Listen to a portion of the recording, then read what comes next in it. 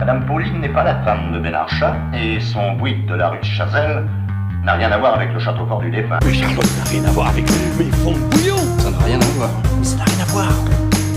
Ça n'a absolument rien à voir. Ça n'a rien à voir. Ça n'a rien à voir avec l'intelligence. Le communisme n'a rien à voir là-dedans. Ça n'a rien à voir avec moi. C'est pour le cinéma ou la télé? Du chocolat, la fin du monde, des Oompa Loompa et des vampires, deux films qui à première vue n'ont absolument rien à voir, mais on va quand même en faire des parallèles foireux parce que découvrir des films deux par deux, c'est s'ouvrir à de nouvelles couches de lecture. Bienvenue finalement dans Rien à voir les films, épisode 15, et bonjour Florent. Bonjour à tous, bonjour Thomas. Et Florent, tu es tout seul parce que Benjamin avait des problèmes avec sa voiture d'ailleurs, du coup il n'a pas pu être présent. Et d'ailleurs, toutes les 2 semaines, on parle de deux films qui nous plaisent, on les compare, on les décortique pour trouver des points communs et des points de divergence. Puis on fait des digressions pour parler de tout et n'importe quoi en lien avec le cinéma, en lien avec ces films. Et d'ailleurs, si le podcast vous plaît, vous pouvez le noter, le partager à des amis, à de la famille qui est fan de cinéma. Aux collègues, des collègues, tonton, tata. N'importe qui. Ça, c'est de la famille, tonton, tata. Ah oui, c'est vrai. Et nous suivre sur Instagram, le lien est dans la bio de ce podcast. Et donc Florent, pour aujourd'hui, c'est toi qui as choisi les films dont on va parler. Quels sont-ils et pourquoi les as-tu choisis ? Aujourd'hui, nous allons parler de Charlie à la chocolaterie et de Je suis une légende. Alors Charlie et la chocolaterie, lequel ? Lequel ? Celui de 2005, celui de Tim Burton. Ce n'est pas celui de 71 avec Gene Wilder, c'est celui avec Johnny Depp et Freddie Highmore de Tim Burton. Donc oui. Ainsi que Je suis une légende, Je du suis coup. une légende. C'est pas la version avec Will Smith et le chien dans la ville. C'est la version de 1964 avec Vincent Price. Exactement. Alors effectivement, il y a eu plusieurs films, Charlie et la chocolaterie. C'est une histoire assez universelle. En fait, tout le monde connaît l'histoire globalement de Charlie et la chocolaterie. À l'origine, c'est un roman pour les enfants qui a été écrit par Roald Dahl et qu'on a tous étudié à l'école. C'était un peu le roman préféré de nos parents parce que ça nous apprend à être des bons garçons, à pas trop regarder la télé. Premier contact avec les vicissitudes de la vie et du caractère. Exactement. En fait, c'est un peu un Seven, mais pour les enfants, tu vois, avec les péchés capitaux des enfants. Vrai, tout à fait. Ouais. Et c'est un livre qui a eu plusieurs adaptations au cinéma. La première, ma préférée, celle de 1971, Willy Wonka and the Chocolate Factory, avec du coup Gene Wilder dans le rôle iconique de Willy Wonka. Qui à l'époque était un film qui avait été commandé par une marque de bonbons, et je crois que c'était Hershey ou Hershey's, qui a en conséquence, pour accompagner le film, a fondé une marque Wonka Candy pour accompagner cette. C'était un geste marketing à l'époque. La marque existe encore. Ok.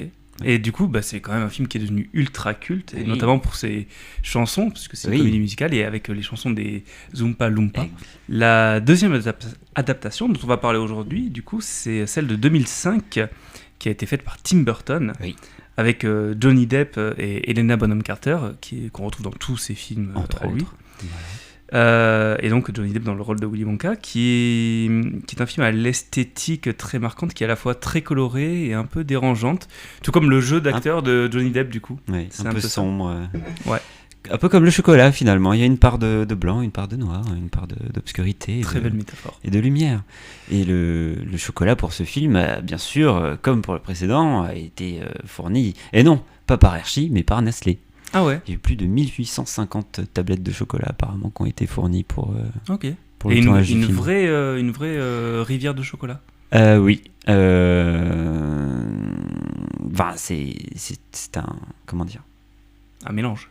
Un mélange, une réplique. Alors, l'histoire de cette rivière de chocolat qui apparaît dans le bouquin de Roald Dahl, c'est toute une histoire pour le tournage du premier. En 71, parce que là ils avaient utilisé du vrai cacao, et avec les lumières de studio, au bout de 3 jours de tournage, ça s'était mis à empester apparemment, d'après ce qu'on lit. Et donc là c'était des composés plus stables sur la température. Il y avait, il me semble, à peu près 1 million de litres de faux chocolat coulant qui ont été utilisés. C'est énorme. Et qui ont été gâchés ou on l'a, je pense. Non, mais c'était pas du vrai chocolat, c'était une imitation. Okay. D'ailleurs, c'est très... quand on regarde les deux, la rivière de chocolat est très différente entre les deux parce que dans l'ancien, c'est très liquide, on dirait du chocolat chaud. C'est même un petit peu dégoûtant. Et c'est là pourtant qu'il y a le vrai cacao, donc c'est bien posté. Alors que là, c'est vraiment c'est onctueux, c'est délicieux à regarder. Je trouve cette rivière de chocolat, quand il plonge dedans, ça fait très pub, tu sais que quand tu vois les crèmes dessert qui rentrent dans le pot, machin. Oui, c'est très réussi, je trouve. Qui sont souvent faux, c'est souvent. Oui, bah c'est toujours. Des trucages. C'est en 3D, c'est du cinéma. Oui. Du coup, dans le film de 2005, on explore un peu plus, contrairement au film de 71, on explore un peu plus le passé de Willy Wonka. Oui. Avec toute son enfance, c'est cette machine qui lui maintient les joues. Enfin, normalement, il n'a pas de passé dans le bouquin original. C'est Tim Burton qui a inventé la figure du père, un petit peu à la Spielberg finalement. Et apparemment, ce serait lié à un souvenir d'enfance également pour Tim Burton qui, quand il était petit, en fait, il a dû porter un dispositif dentaire assez important pendant quelques années. Alors, c'était pas de la dimension de ce qu'on voit dans le film, bien sûr, tout est exagéré, mais il a eu cette volonté pour cette raison. Ok. Et aussi pour que Willy Wonka ne soit pas juste un mec bizarre, mais pour lui donner une raison d'être ce qu'il est. Et du coup, le passé de Willy Wonka, c'est ce qu'on explore dans le troisième film qui a existé, le film Wonka, qui est sorti en 2023 de Paul King, avec Timothée Chalamet dans le rôle de Willy Wonka, qui reprend... alors, c'est un préquel au livre, c'est pas en lien avec les films, mais ça reprend vraiment l'esthétique du film de 71, avec ce costume violet, avec les Oompa Loompa avec la peau orange, et que j'ai beaucoup aimé. Et même l'aspect comédie musicale qui revient dans ce film. C'était rigolo, ouais. Je m'attendais pas à ce que Timothée Chalamet soit performant dans un numéro musical, mais en fait, ça va. Il peut tout jouer. C'est bien. Et alors, il y a aussi eu un film en 2017. Oui, j'en ai entendu parler. Tom et Jerry, ouais. Et dans l'univers de Charlie et la chocolaterie. Alors ça, c'est vraiment bizarre comme projet, parce que c'est vraiment ressasser, comment dire, c'est tisser une histoire de Tom et Jerry à l'intérieur du film de 71. Ouais. Et c'est avec les mêmes chansons, les mêmes tout. Ça, je l'ai pas encore vu, mais je le garde dans un coin pour une soirée pluvieuse. C'est un truc qu'ils font avec les Toons. Souvent, il y a eu comme un Dr. Jerry, les Mr. Hyde avec Titi et Gominet. Il y a un petit peu ça déjà. Mais là, c'est quand même vachement spécifique. Enfin, est-ce que c'était une adaptation précise ou alors je sais pas du tout. J'ai juste vu que le projet existait. Je me suis pas plus renseigné que ça. Question parce que c'est vraiment pas le sujet du jour. D'après ce que j'ai vu, c'est vrai. Mais ça a l'air de reprendre vraiment. Mais oui, c'est vraiment les personnages qui sont redessinés à la Tom et Jerry. Enfin, les personnages du film. Gene Wilder, le gamin, tout. Et donc, ce film de 2005, qui est le sujet du jour, de quoi ça parle ? Parlons-en. Donc, ça raconte l'histoire de Charlie Bucket. Oui. Qui vit dans une maison toute tordue avec ses parents et ses 4 grands-parents qui dorment dans le même lit. Et ils sont très très pauvres. Et le père se fait même virer de son travail où il bouchait des tubes de dentifrice. Oui, pour quelle marque ? Je sais pas. C'est la marque Smilex, qui est la même marque à une orthographe près, je crois, que le gaz empoisonné du Joker dans Batman de Tim Burton en 89. Tout est lié. C'est fou. Ouais. Smilex. Et c'est pas fini les liens. Et donc ils vivent à côté de cette immense usine. C'est plus une chocolaterie, c'est une usine qui s'appelle donc Wonka, qui fabrique du chocolat, des tablettes de chocolat délicieuses. Et du coup, un jour, ce fameux Willy Wonka, dont la chocolaterie est fermée depuis des années, décide de la réouvrir pour 5 enfants très chanceux. Qui trouveront un ticket d'or en ouvrant des barres de chocolat Wonka, tout simplement. 5 tablettes cachées au hasard dans le monde entier. Exactement. Et donc, l'un de ces enfants va être Charlie, et les 4 autres enfants ont un vice particulier. Donc, Charlie, c'est vraiment l'enfant modèle, il est parfait, il touche à rien, il est pauvre finalement, donc c'est pour ça qu'il est gentil. Mais les pauvres, c'est les gentils, les riches, c'est les méchants. Ils sont corrompus.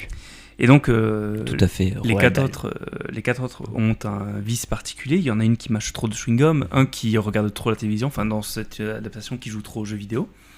Oui. Une qui est une peste avec ses parents. Et le dernier il mange trop. Augustus, qui mange beaucoup trop. Et donc, une fois qu'on est rentré dans cette chocolaterie, chacun des enfants va se faire éliminer, être pris à son piège à cause de son vice, les uns après les autres, sauf Charlie, du coup, qui Le dernier survivant. héritera de cette chocolaterie. C'est pas forcément l'aspect le plus intéressant du film, puisqu'il n'y a pas de suite, de toute façon. Alors, il y a eu une suite au livre. C'est Charlie et l'ascenseur magique. Le grand ascenseur de verre. Charlie et le grand ascenseur de verre, où il part dans l'espace Exactement. et il rencontre des extraterrestres. Oui. Et qui se passe normalement la même journée que la visite. C'est vraiment une journée chargée, ça se passe la même journée que la visite de la chocolaterie. C'est vraiment une suite Direct. juste après, quoi. Ouais. Très bien. Mais par contre, ils ont toujours refusé de céder les droits d'adaptation parce que Roald Dahl était très mécontent de l'adaptation originale avec Gene Wilder. Il est mort avant l'adaptation de Tim Burton, mais son estate, sa famille, ses ayants droit étaient très contents que Tim Burton soit choisi. D'ailleurs, Tim Burton avait eu l'occasion de visiter la fameuse petite cabane dans laquelle Roald Dahl écrivait tous ses bouquins. On l'a vu dans les courts-métrages de Wes Anderson très récemment, voir Roald Dahl écrire. C'était une petite cabane comme ça, très, très étrange, très particulière. Je crois que c'était sa fille qui était très contente Elle avait vraiment le sentiment que Tim Burton avait compris l'histoire. Mais bon, enfin... Et du coup, The Last Man on Earth, Je suis une légende, de quoi ça parle ? Oui, tout à fait. Je suis une légende, donc un film de 64, adapté, lui aussi, d'un roman de... on n'est pas un auteur, je pense. Mais si, il est tout en haut dans les étagères, dans les bibliothèques. Donc c'est Richard Matheson qui a écrit Je suis une légende. Je suis une légende qui raconte l'histoire de Robert Morgan, que je vais appeler Robert par souci de praticité. Robert Morgan, qui est donc interprété dans le film par Vincent Price, qui est le dernier homme sur Terre après une pandémie mondiale, à laquelle il est naturellement résistant et dans laquelle il a perdu sa femme, sa fille et toutes les personnes qu'il connaît. La maladie a transformé tout le monde dans une espèce de vampires décérébrés qui ne sont plus que l'ombre d'eux-mêmes. Et chaque nuit, les cadavres ambulants viennent frapper à sa porte pour essayer d'avoir sa peau. Alors on suit la routine de notre protagoniste qui se ravitaille en ail et en miroir chaque jour dans la ville qui est désertée. C'est d'ailleurs drôle parce qu'il y a vraiment une boutique de miroirs qui est spécialisée en miroirs, où il n'y a que des miroirs. Et qui passe ses journées à écumer les quartiers un à un en éliminant les vampires qui dorment la journée en leur plantant un pieu dans le cœur. Donc on a cette petite séquence où on a d'une part le calendrier où il égrène les jours et d'autre part la carte de la ville où un à un il coche les petits quartiers de la ville pour préciser, pour marquer ceux qu'il a déjà nettoyés. Et dans ce quotidien qui range son âme, il tombe sur un chien qu'il adopte aussitôt, sans voir les signes de la maladie qui se développe aussi dans le petit organisme. Au moment de l'enterrer, parce que oui, faut avancer, il rencontre Ruth, une femme qui est infectée par la maladie, mais qui survit grâce à des injections qu'elle doit se faire chaque jour. Robert apprend qu'il y a bien d'autres individus comme elle, des vampires qui se soignent, qui peuvent marcher dans la lumière et rester conscients sans céder au vampirisme. Il tente en fait de refonder une société après le cataclysme, dont Robert est en fait le croque-mitaine, le monstre qui vient le jour assassiner les vampires, les citoyens, dans leur sommeil. Robert a juste le temps de comprendre que son sang chargé d'anticorps a le pouvoir de guérir Ruth et tous les autres juste avant que les miliciens de la nouvelle société des vampires n'arrivent pour le tuer. Le dernier homme sur Terre meurt et passe définitivement dans la légende. Et ça, c'est quelque chose que j'adore, le fait que le dernier survivant devienne le monstre du monde d'après. Le vestige, c'est un de mes films préférés pour ceci. Ah ouais. Oui, j'adore vraiment. Avec cette nouvelle société qui se crée avec cette forme d'anormalité, et donc le normal devient anormal finalement. Exactement. The Last Man on Earth, qui est le titre original du film, puisque c'est un film américain, coproduction italienne aussi. Exactement. Est adapté donc de Je suis une légende, le roman. Il y a eu 3 adaptations de ça, donc celle-ci en 1964. En 1971, il y a eu Le Survivant avec Charlton Heston. Ouais. Et le film que tout le monde connaît en 2007 avec Will Smith. Mm-hmm. Et le chien. Et donc dans les 2 autres films, c'est bien Robert Neville, qui est donc le personnage du roman, et là c'est Robert Morgan. Oui. dans ce film, ils ont changé de nom. Est-ce qu'on a une explication de pourquoi ils ont changé de nom ? Non. D'accord.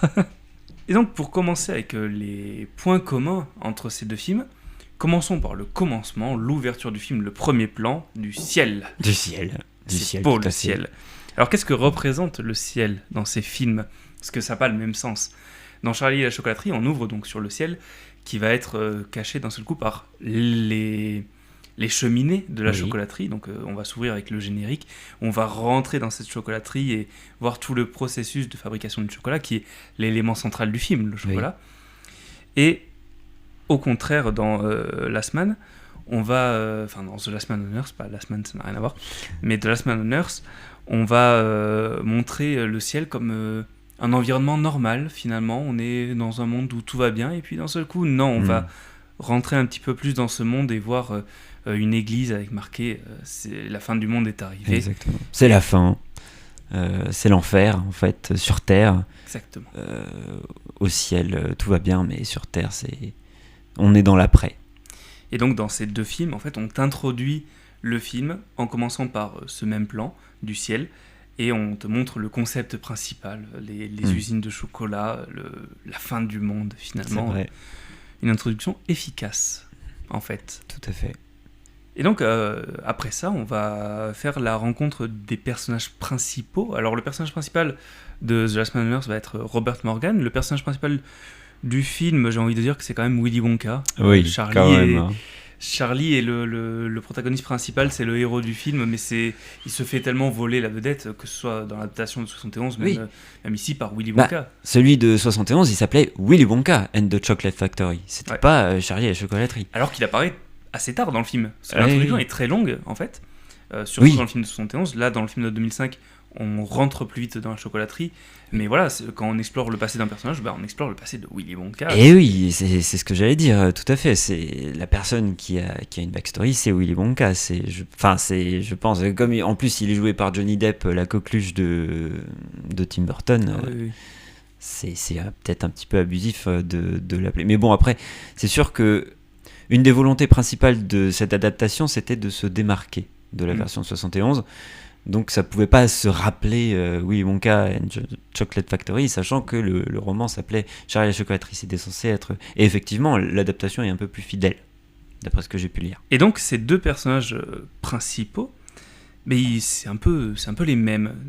Alors déjà, c'est des scientifiques. Willy Wonka est plus un magicien à certains moments, mais c'est des créateurs, finalement. Enfin, un artisan de passion. Voilà. Puisque donc Robert Morgan, c'est un vrai scientifique pour le coup, blouse blanche et tuba essai, qui fait des recherches sur le virus, parce qu'on a plusieurs flashbacks dans ce film The Last Man on Earth, où on voit justement l'arrivée du virus et comment est-ce qu'il cherche à le soigner au début.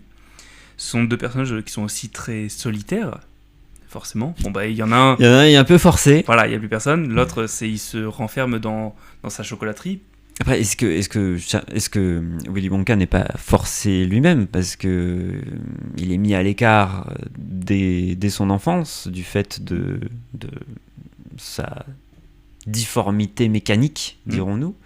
Après, à partir de là, les choses s'enchaînent assez mécaniquement pour lui. Mais après, c'est lui aussi qui fait le choix de se couper du monde quand sa chocolaterie ferme, parce que donc au début, la chocolaterie Wonka emploie des gens.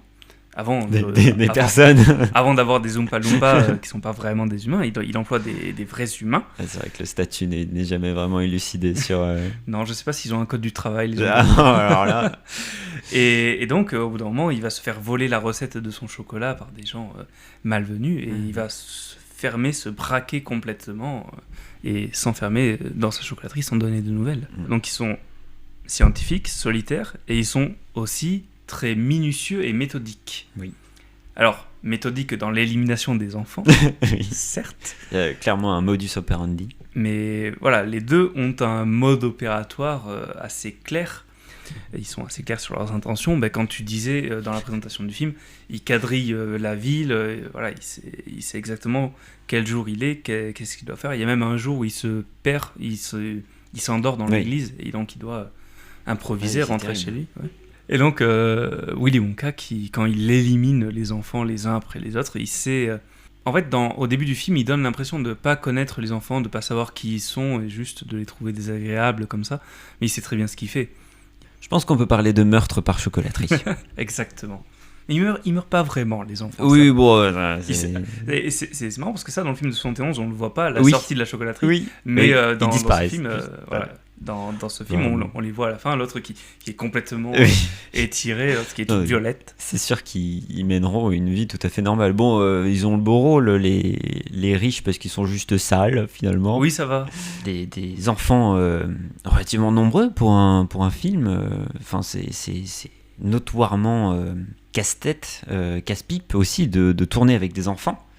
Et le tournage du film a duré 6 mois, en fait, en raison des lois du travail qui font que un enfant ne peut pas travailler pendant aussi longtemps qu'un adulte, et donc ils ont dû allonger énormément le temps de tournage pour permettre à toutes ces scènes d'être tournées avec tous ces enfants. Code du travail qui n'est pas le même que le code de l'éducation nationale, puisque les enfants travaillent beaucoup plus longtemps que leurs parents, Ouais. si on ne compte même pas les devoirs à la maison. Mais bon, ça, c'est une autre c'est un discussion, tout autre c'est débat. une digression. Mais contrairement à d'autres films qui ont pu parsemer la filmographie de Tim Burton plus tard, comme Sweeney Todd ou surtout Alice au Pays des Merveilles, ils ont gardé les effets numériques à un minimum, c'est-à-dire qu'il y a énormément de sets, de plateaux qui sont construits, qui sont vraiment construits, ce qui se fait de plus en plus rare finalement aujourd'hui, surtout pour des... Notamment la rivière en chocolat. Oui, exactement. D'ailleurs, il y a l'entrée dans la chocolaterie, donc les grilles et tout ça, c'était en fait le même lot, le même soundstage extérieur que certaines scènes de Batman en 89. C'est la même esthétique, un peu gothique. Aussi, mais c'est aussi la même superficie. C'est surtout ça qui était important. Et pour aider donc à l'immersion maximale des enfants, ils ont construit un maximum. Ils ont également des trucages qui ont été pour la plupart réalisés en réel.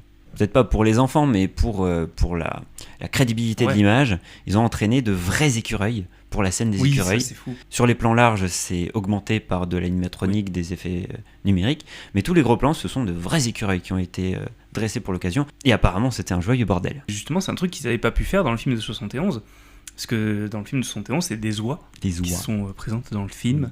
Du coup, je trouve qu'on perd d'ailleurs un petit peu en subtilité, avec c'est des oies qui pondent des œufs d'or, qui arrivent sur une balance, et si l'œuf est bon, il part dans la chocolaterie, s'il est mauvais, il tombe. Ouais. Et quand la petite se pose sur la balance, ça marque bad. Et ploum, elle tombe comme ça. Très premier degré. Alors que là, j'aime bien parce que genre c'est it's a bad nut, c'est une mauvaise noix, c'est une noix pourrie. Je crois que celle-ci est pourrie. Oui, j'aime beaucoup ça. On parlait d'autres films de Tim Burton. Oui. Et Tim Burton, c'est quelqu'un qui, avec cet épisode, nous permet de boucler des boucles. Parce que, alors, la première, on va parler de Christopher Lloyd. Christopher Lloyd qui joue donc le comte Dooku dans Star Wars, qui joue Saruman dans Le Seigneur des Anneaux et qui joue le père de Willy Wonka dans ce film, qui a joué énormément de rôles au cinéma. Et un de ses plus iconiques, ça reste Dracula. Dans les films de la Hammer. Et donc Dracula qui est le père de tous les vampires qu'on retrouve dans The Last Man on Earth. Et une autre boucle qu'on peut boucler, je te laisse en parler parce que c'est un peu ton sujet finalement, avec Vincent Price. Vincent Price qui joue notamment le père de Édouard de Main d'Argent dans Édouard de Main d'Argent en 90, qui est un de ses derniers rôles d'ailleurs, et film dans lequel il finit par mourir d'une sorte de crise cardiaque, il me semble. Mais aussi chez Tim Burton toujours, qui a joué dans Vincent, qui est un court-métrage d'animation qui préfigure un petit peu Les Noces funèbres et L'étrange Noël de Monsieur Jack, et qui est narré par Vincent Price lui-même, qui est tout en vert. C'est un court-métrage qu'il a réalisé avant son premier Pee-wee's Big Adventure, il me semble. Vincent Price, c'est une des têtes des séries B d'horreur et d'épouvante des années 60-70, il me semble, plutôt 50-60, parce qu'il a joué dans beaucoup de films de Roger Corman, qui est donc Le Masque de la Mort Rouge, le Corbeau, beaucoup d'adaptations de Edgar Allan Poe. Et donc ces rôles dans les séries B, ça a forgé sa notoriété. Et oui. Et donc je pense qu'il y avait quelqu'un que on connaît un petit peu, qui était assez fan de lui et qu'il a peut-être intégré dans son clip Thriller. Ah oui, il y a également, tout à fait, les passions se rejoignent. Michael Jackson, donc, pour la chanson, pas pour le clip, il n'est pas apparu dans le clip. C'est juste dans la chanson, c'est une voix, c'est le rire démoniaque tout à la fin. Et un petit peu avant ça, c'est le rap, la section en vers, sur les zombies qui sortent de terre. Voilà, c'est la voix caverneuse, vraiment profonde et très reconnaissable de Vincent Price en 82, donc vers la fin de sa carrière quand même, dans sa période... où il est déjà bien connu, où c'est déjà un vieil acteur qui ne joue plus trop. Donc si on revient sur les films, on a une narration, on en a déjà parlé, qui se fait avec beaucoup de flashbacks. Donc dans Charlie et la chocolaterie, à chaque fois que Charlie va poser une question un peu touchy à Willy Wonka, il va se figer d'un seul coup. Et pouf, c'est le flashback. Comme ça, d'ailleurs, il y a une vanne sur ça dans le film. Oui. Sur le fait qu'il a un blocage d'un seul coup. Excusez-moi, j'avais un flashback. On va explorer son passé, tout ça, avec cette maison qui disparaît de cette barre d'immeuble. Ouais. Dans The Last Man on Earth, dans Je suis une légende, ça va être le premier flashback, ça va être quand il va regarder des vieux films de famille d'un anniversaire avec sa fille, notamment. Donc on a tout ce rapport à l'enfance qui va être développé, en fait, dans les deux films. Et notamment, après, ça va permettre de voir l'arrivée du virus, et notamment le sort qu'il réserve aux gens infectés par ce virus, qui sont balancés dans une fosse commune à laquelle on met le feu. Oui, et avant ça, ils deviennent aveugles. Ah oui. Un peu le même sort que celui qui attend, par exemple, un cheval à qui on donnerait trop de sucre, par exemple. Ouais. Ou trop de chocolat. Pour faire l'analogie par rapport à... oui. Pour faire des liens. Oui. On aime bien faire les liens, les rapports. Et donc c'est cette transformation où les gens deviennent des vampires, c'est vraiment... particulier que quand je regarde le film, pour moi, Je suis une légende, j'avais vu le film avec Will Smith, pour moi c'était des zombies qu'il y avait dans le film. Oui. Donc ça m'a surpris au début quand il se baladait avec son œil, avec ses miroirs. Oui. Est-ce que le plot twist du film, ça va pas être que c'est des vampires ? Non, c'est pas un plot twist, c'est juste qu'à cette époque-là, les zombies n'existent pas. Et oui, on est vraiment sur l'archétype du vampire, en mode les miroirs, la lumière du soleil, l'ail, les pieux pour les tuer. Exactement. Et oui, on est avant, en fait, le mort-vivant tel qu'on le connaît. De Romero. La Nuit des Morts-Vivants, c'est sorti en 68. Et Je suis une légende sort en 64. Et on a, devant nos yeux, ébahi comme un prototype du zombie de Romero, avec non pas les vampires recivilisés, mais avec ces vampires dégénérés, ou dégénérants, des êtres qu'il qualifie comme entre la vie et la mort, qui sont l'ombre d'eux-mêmes, qui ont des souvenirs d'antan. On a parmi les assaillants chaque soir de la maison de Vincent Price, de Robert Morgan, on a son ancien collègue qui l'appelle par son nom, qui se rappelle de son nom, qui lui dit de sortir. Et en fait, ils ont une certaine forme de conscience, pas vraiment, ils ont des souvenirs, mais pas vraiment. Et ils savent pas ouvrir une porte, ils viennent, ils se contentent de taper, mais il faut quand même les tuer avec des pieux dans le cœur. Oui. On a vraiment un entre-deux, un mix. Et c'est pas des vampires dans le style de Dracula avec des dents longues. Exactement. Avec tout ça, non. Ils arrivent, ils mordent, ils sont un peu bêtes, mais pas intelligents. Ils viennent que la nuit. Oui. Oui, il y a toujours cette idée de lumière. Dans le premier film de zombies de Romero, il y a la même logique. Ils ne viennent que la nuit. Il n'y a pas exactement de règles clairement établies comme chez les vampires. Ce n'est que dans le suivant, en 78, il me semble, Dawn of the Dead, le crépuscule des morts vivants, où on a ce film de zombies en plein jour dans le supermarché, avec notamment les zombies qui se rappellent leur vie de capitaliste de capitalisme plutôt, et qui poussent leur chariot parce que c'est ce qu'ils ont fait toute leur vie. Et Romero lui-même a, non pas avoué, mais a reconnu que les morts-vivants de Je suis une légende sont vraiment le prototype visuel du zombie romérien, on pourrait tenter. Mais après, dans Je suis une légende, c'est vrai qu'il n'y a pas toute cette métaphore politique. Finalement, c'est juste des morts-vivants. Ils ont C'est une adaptation plus directe. J'ai pas décelé de commentaires sociétal outre mesure. Contrairement à dans Charlie et la chocolaterie, où on peut très clairement le voir, ne serait-ce que dans cette idée de pouvoir gagner une exclusivité avec un ticket d'or qui va d'un seul coup pousser à la consommation. Exactement. On a un merveilleux montage, je trouve, à travers les différents pays, à New York, à Marrakech, machin, partout on achète du Wonka. C'est un super geste marketing finalement de la part de, bien sûr. de Willy Wonka. Et ils en vendent même le père qui est très très riche, il en achète des palettes entières, même des bateaux entiers pour les faire dépioter par ces ouvrières qui normalement dépiotent des cacahuètes, et là elles se mettent à dépioter des tablettes de chocolat. Et la recherche va donc tout ce chocolat. Et oui, c'est à la poubelle, bien sûr.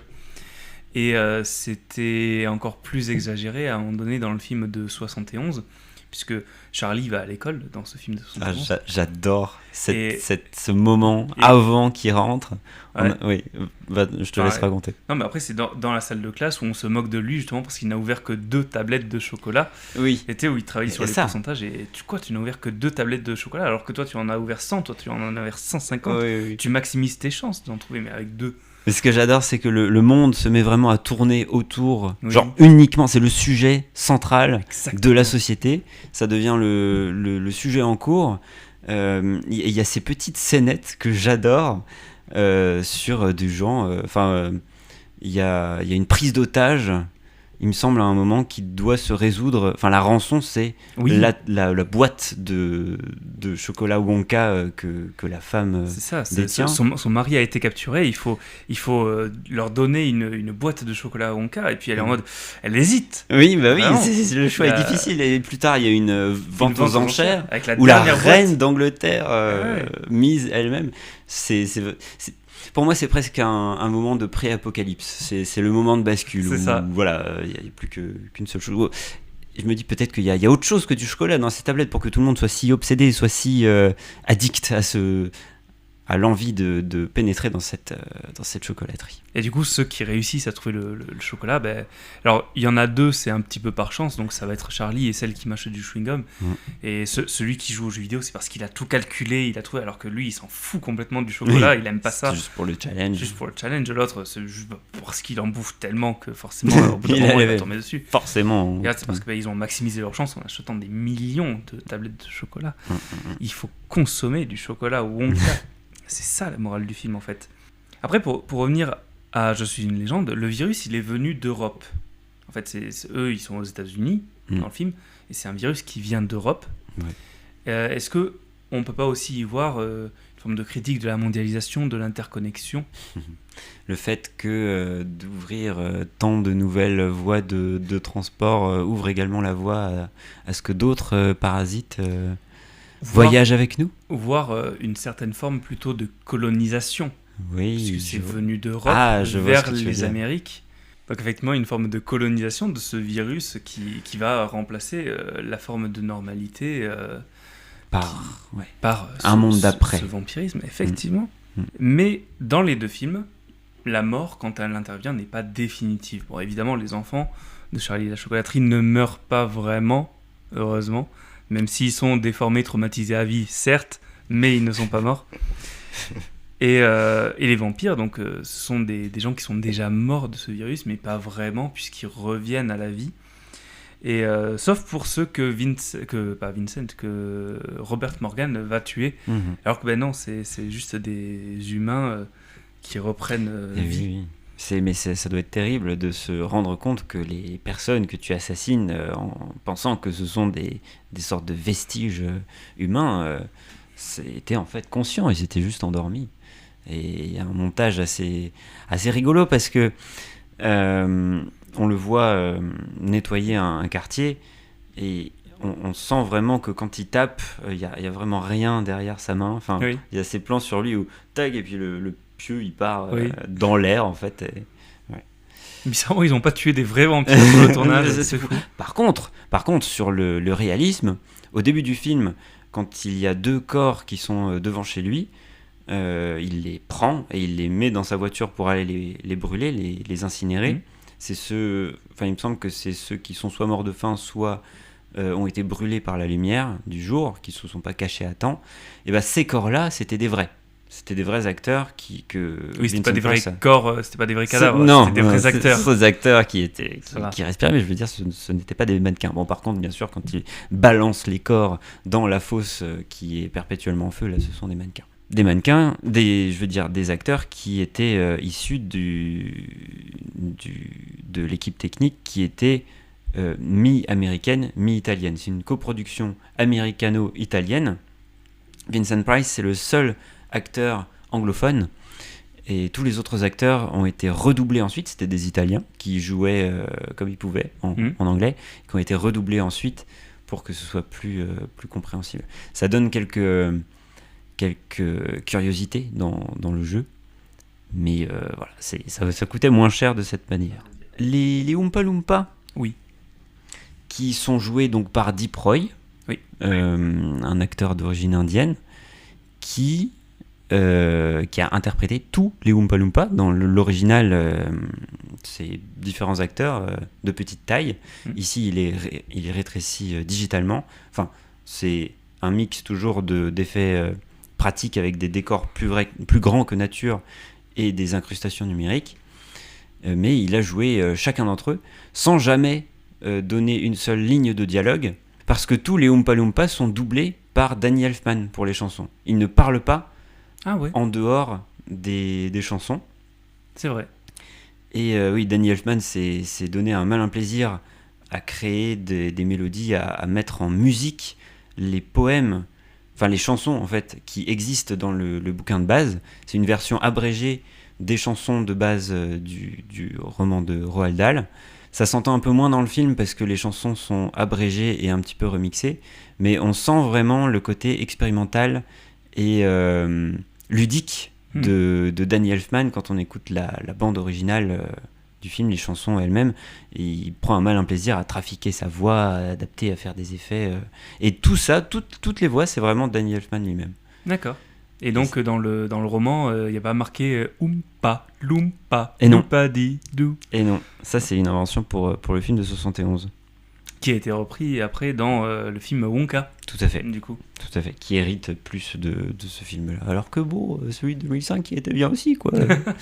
Bah après, le film de 2005 se tient bien en lui-même. Si vraiment on explore le passé de Wonka, on ne pouvait pas repartir dans le passé de celui de de celui du film de 2005, parce qu'on a déjà tout dit en fait. C'est vrai. Que là, en fait, on explore dans le film Wonka, on explore la précarité de Willy Wonka, notamment le fait qu'il sache pas lire. Tout ça, c'est assez intéressant, j'ai trouvé. Et quand il va chanter avec des girafes aussi, j'ai bien aimé. C'est vrai. L'architecture, intéressant, parce que Je suis une légende a été tourné près de Rome, en Italie, en se faisant passer pour une ville des États-Unis, et on peut sentir un petit peu cette étrangeté. Enfin, ça participe en fait à l'atmosphère du film. Il y a quelque chose de not quite right. C'est quelque chose qui a un peu de travers par rapport à ce que le public américain pouvait s'attendre à l'époque. Et de la même façon, la ville de Charlie et la chocolaterie, c'est un amalgame entre l'architecture du Royaume-Uni, des quartiers résidentiels, avec les acteurs qui, dans la famille de Charlie, ont un accent britannique, mais qui pourtant s'habillent avec des vêtements plutôt typés américains. Et même dans la ville, il y a du mobilier urbain qui est typiquement américain. Ça va être les boîtes postales, les bouches à incendie. Oui. Et il y a notamment le billet que trouve Charlie Bucket par terre pour acheter le fameux, la tablette qui va contenir le ticket d'or. C'est aussi un mélange entre un billet de 10 livres britanniques et un billet de 10 dollars américains. Oui, je le trouvais bizarre cette espèce de mélange. Je savais pas d'où il venait. C'est pas situé géographiquement, Charlie et la chocolaterie. À aucun moment, ouais. C'est vraiment un amalgame britanno-américain pour probablement que ça. Et la maison de Charlie, elle est plutôt britannique ou plutôt américaine Celle-là, elle est typiquement burtonienne pour le coup. Oui, ça, c'est de son pays à lui. typique Et d'ailleurs, Tim Burton. c'est drôle parce qu'il y a vraiment ces rangées de maisons qui sont toutes pareilles. Et puis il y a une petite enceinte Oui. comme pour dire là, c'est là où. Là, c'est la maison de Là, Charlie là, Bucket. là, c'est chez moi. Là, c'est moi. Et oui, et dans cette ville, justement, donc on a l'impression qu'il y a deux places fortes. Il y a la maison de Charlie, Oui. et de l'autre côté de la ville, il y a cette chocolaterie immense. Tentaculaire qui prend vraiment. Et Et on sent d'ailleurs, en fait, maintenant que j'y pense, que la ville a été construite un petit peu autour Ouais. de la chocolaterie. Et enfin, là, on voit que la famille de Charlie est pauvre, mais on peut s'attendre à ce que tous ces gens qui ont du jour au lendemain été licenciés, s'ils n'ont pas déménagé, si les maisons sont effectivement habitées, que ça doit pas être tout rose pour le reste des habitants. Bah oui, ça fait ville industrielle qui est construite autour des usines, et puis même le grand-père Joe avait travaillé dans cette Oui, chocolaterie à une époque. Oui. Même à l'époque où la Même chocolaterie n'existait pas. C'est un vieux de la Donc de la vieille. boutique Wonka. Exactement, et il couvre, n'a même pas eu de pension en retraite. Eh Ça, ben c'est non. typiquement américain pour Ça, le coup. ça, je ne peux pas dire le contraire. Faut dire aussi, pour l'époque, que le dispositif pour le bateau en forme d'hippocampe rose Oui. était assez remarquable. Aujourd'hui, on a de plus en plus de plateaux de tournage qui permettent en direct de réaliser des effets spéciaux, d'avoir une prévisualisation en direct. Le bateau, pour les scènes de bateau, enfin pour les scènes de voyage, typiquement pour les plans où le bateau dévale le torrent de chocolat, le bateau avait été, encore une fois, construit en vrai pour aider à l'immersion des enfants. Il flottait pas sur une rivière de chocolat, mais presque. Il était monté sur vérin, Ok. et donc des vérins hydrauliques, Mhm. qui pouvaient s'incliner de toutes les manières, de façon dynamique. Et au pied du bateau, il y avait en fait un modèle réduit qui était monté sur capteur, qui fait que le technicien qui était en charge de cet effet spécial, de Il cet pouvait effet le mag, manipuler. il pouvait en direct incliner le bateau, et c'était reproduit en vrai par le système hydraulique, pour donner presque une personnalité à ce bateau. Plutôt que d'avoir un mouvement préprogrammé, on pouvait jouer des surprises, par exemple, y aux avoir des acteurs. vraies réactions Voilà, plus exactement. sincères dans ce bateau, d'ailleurs, où si les enfants n'avaient pas été éliminés au fur et à mesure, ils rentraient pas tous sur le bateau. Exactement, ouais. Effectivement, tu sens que... Mais même l'ascenseur dans Oui, lequel ils montent, personne ne peut. n'est Oui. pas prévu. Voilà, c'est... La scène du bateau dans celui de 71 qui est proprement psychédélique, Oui. qui est terrifiante en fait. J'étais surpris, j'étais en mode, Oui, wow, mais on est c'est- toujours dans un qu'est-ce film que pour enfants, là. Oui, c'est ça. Tout d'un coup, t'as des insectes qui grouillent comme ça. Euh, Gene Wilder qui crie à tue-tête comme un fou. Gene Wilder qui d'ailleurs n'était pas très content du projet du film de 2005. Il désapprouvait complètement ce truc. Il pensait qu'il fallait pas y toucher. Mais bon, on pouvait s'y attendre.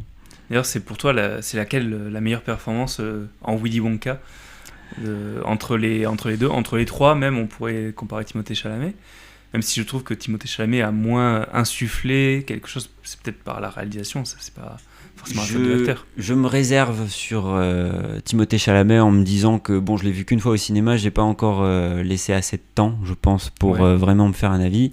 Et je n'ai pas vraiment d'avis pour les deux autres parce que c'est tellement singulier. Enfin, moi, je suis fan des deux. Ouais.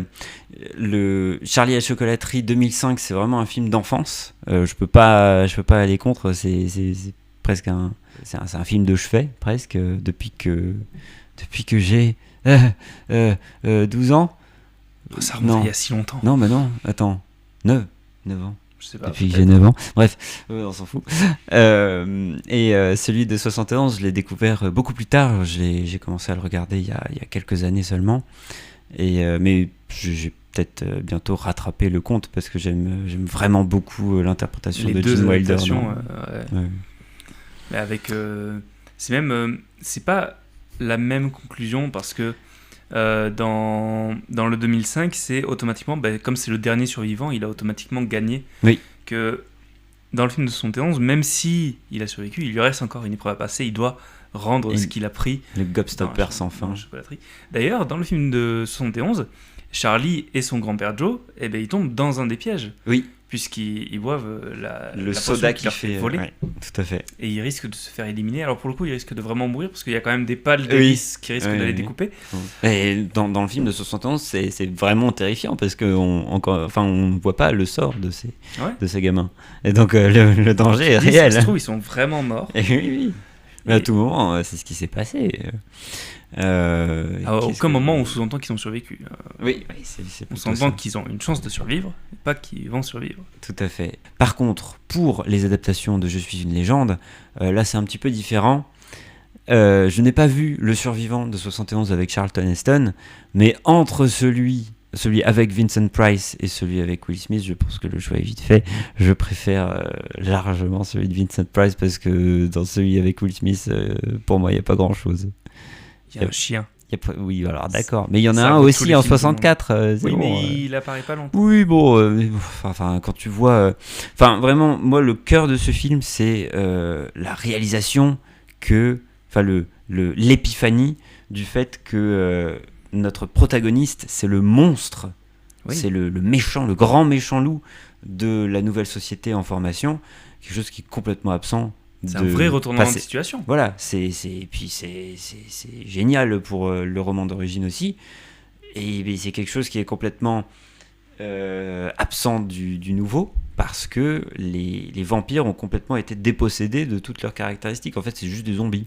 C'est le film de 2007, ça fait très très longtemps que je l'ai pas vu, mais pour moi c'était vraiment un film de on C'est vraiment Will Smith, il est là, il survit, et puis à la fin ça part vraiment en gros film d'action surtout. On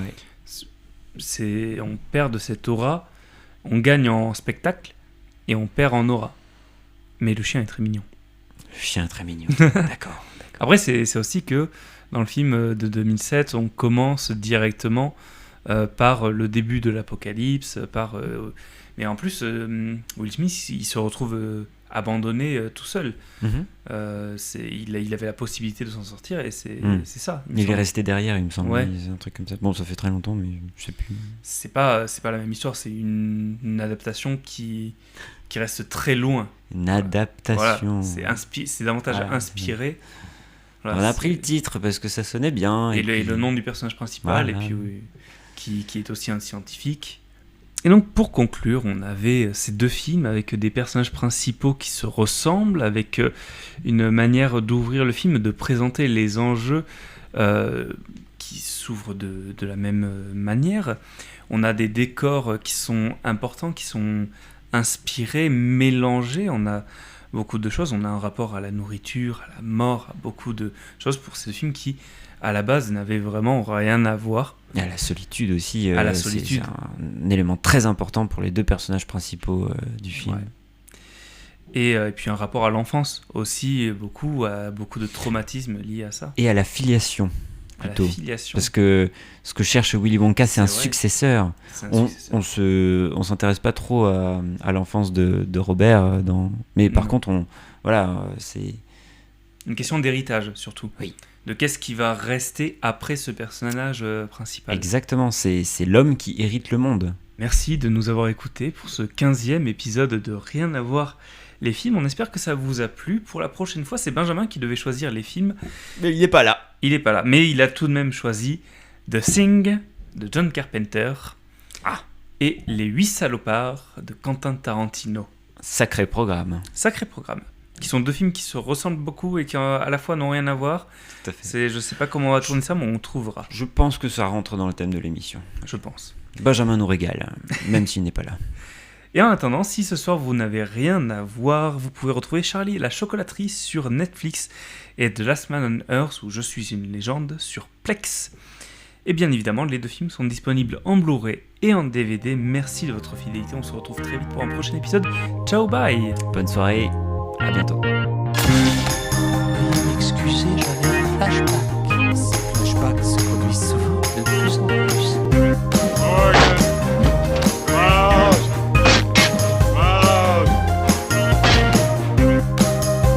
Mince alors, en effet, elle est pourrie. Où est-ce qu'ils l'ont mis? Mettez-moi pourri dans le conduit à ordures. This'll prove it to you. Ruth, there's no change. I've double-checked. Ruth! Ruth! Robert!